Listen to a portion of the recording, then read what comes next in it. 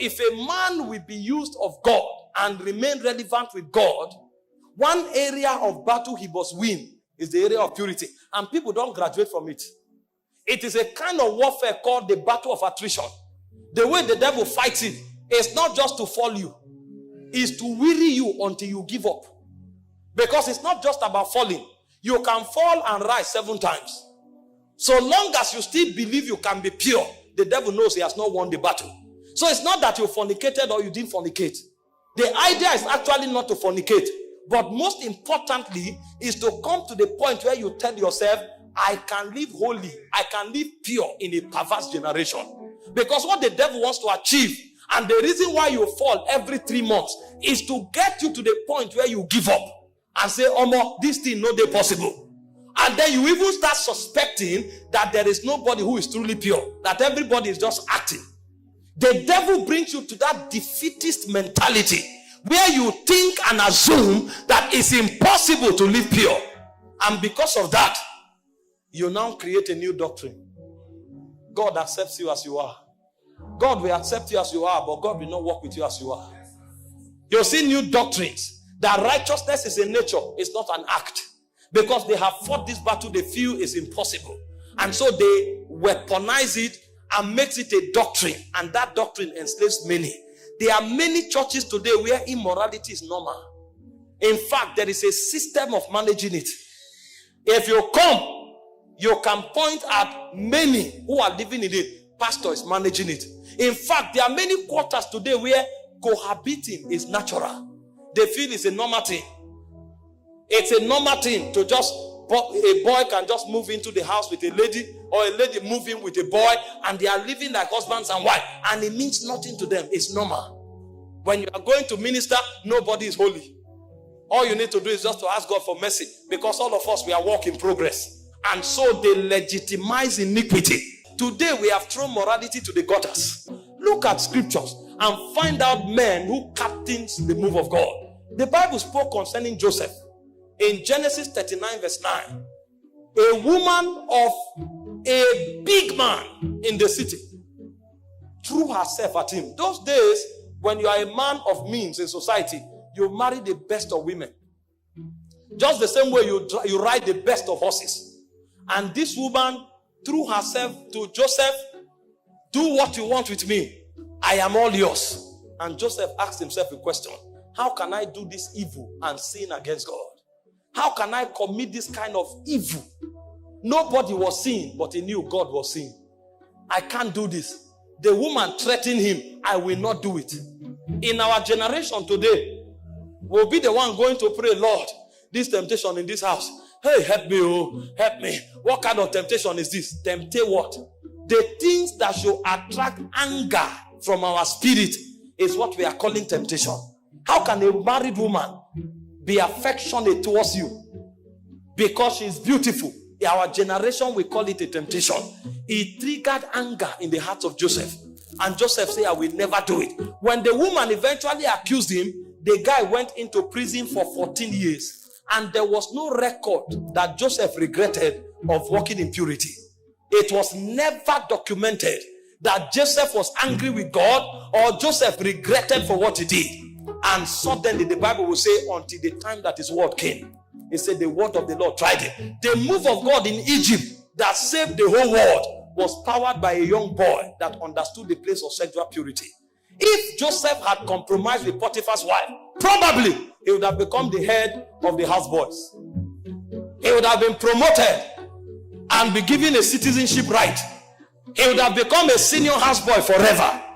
And there wouldn't have been a move of God in Egypt. Many moves of God have been aborted because of 5 minutes of pleasure in immorality. You thought nobody saw you, but heaven was waiting on you. That time when you were battling whether to do it or not, the fate of God was resting on you.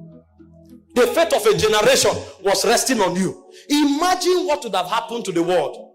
The whole world would have died of hunger because that move of God was resting on one man. One man. There were not two. Only Joseph knew what to do. Only Joseph.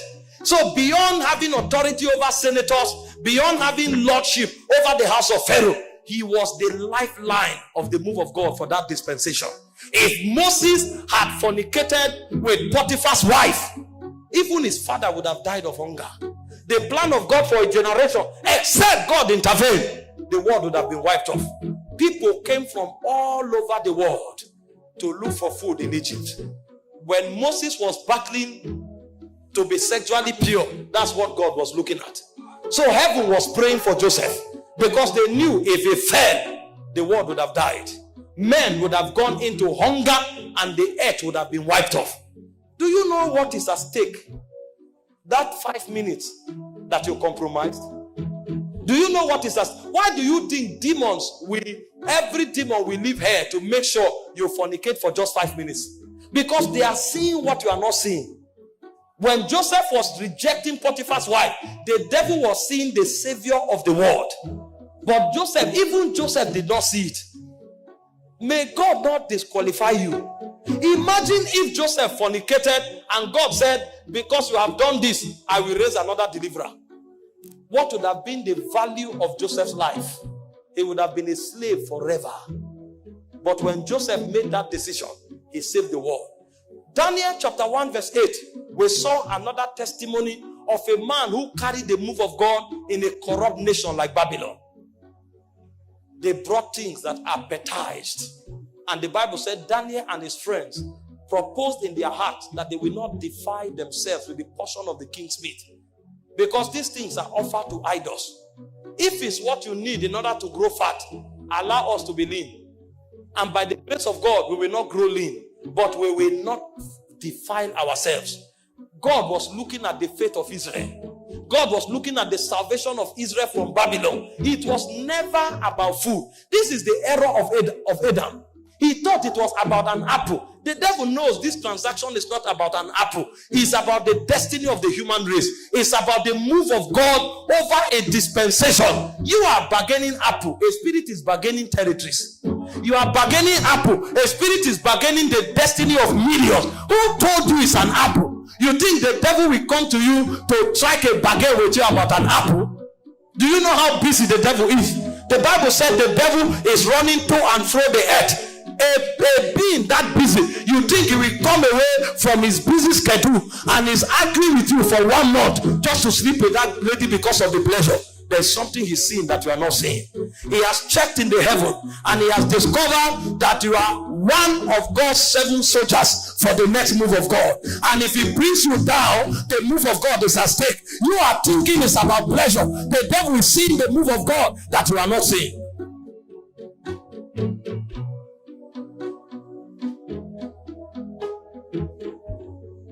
May God open our eyes to see what we represent in the move of God. Some of you who are sitting here now, you don't even have food to eat. But in the next 5 years, you are the one to supply food to Christians in Gombe. And you didn't know it's part of your agenda. Because when the move of God starts, there will be a need for somebody to man the gate of supplies. And you are the one heaven has chosen. And the devil have seen that if you are not there, many will die of starvation. And he has come 7 years before and projected an agent before you. The boy comes with a well-carved BS. He has spent 2 years in the gym, built his chest, and is coming to you in the evening with singlet and well-carved BS. And you are going to your room, you carry his picture, you are smiling, he sends you a message, you are beautiful. If you want to know, go to the mirror. The mirror too will tell you the same thing. You look at one text message, you read it 20 times, you smile, you smile, you smile. You are bargaining something that is about to happen in 7 years. If you have understanding, you will delete that message, block that person's number, and invite him to church to meet your pastor. If you have not yet been converted, I have no interaction with you. For what has light got to do with darkness? What has light got to do with darkness? I have no business with you except as you are converted. Because I know my purity is not just because I love to be pure. It's because the move of God depends